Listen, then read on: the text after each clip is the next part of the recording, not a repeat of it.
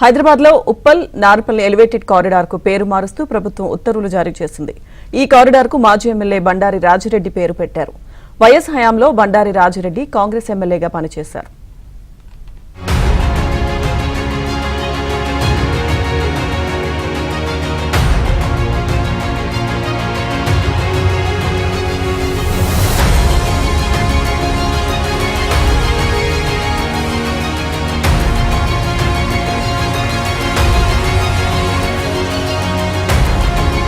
Corridor కు మాజీ MLA Bandari Rajireddy పేరు పెట్టారు. వైఎస్ హయాంలో బండారి రాజిరెడ్డి కాంగ్రెస్ ఎమ్మెల్యేగా పనిచేశారు.